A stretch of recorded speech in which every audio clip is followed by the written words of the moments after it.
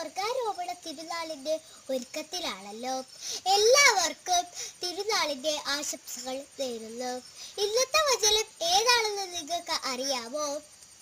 മാതാവിന്റെ അഭിവാദനം കേട്ടപ്പോൾ എലിസബത്തിന്റെ ഉദരത്തിലെ ശിശു കുതിച്ചു ചാടി.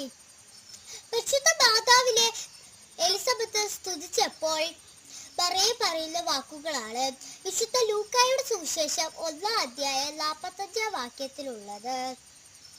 കർത്താവ് അരുളി ചെയ്ത കാര്യങ്ങൾ നിറവേറുമെന്ന് വിശ്വസിച്ചവൾ ഭാഗ്യവതി. മറിയ പറഞ്ഞതുപോലെ നമ്മൾക്കും ദൈവത്തിൽ വിശ്വസിച്ച് ജീവിക്കാം.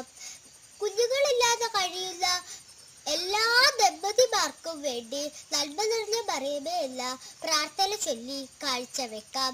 നന്ദി. ജയ് ക്രൈസ്റ്റ്. നിത്യവിശുദ്ധയാം കന്യാമറിയമേ, നിന്നാമം വാഴ്ത്തപ്പെടട്ടെ. നന്മ നിറഞ്ഞ നിൻ സ്നേഹവാത്സല്യങ്ങൾ ഞങ്ങൾക്കനുഗ്രഹമാകട്ടെ.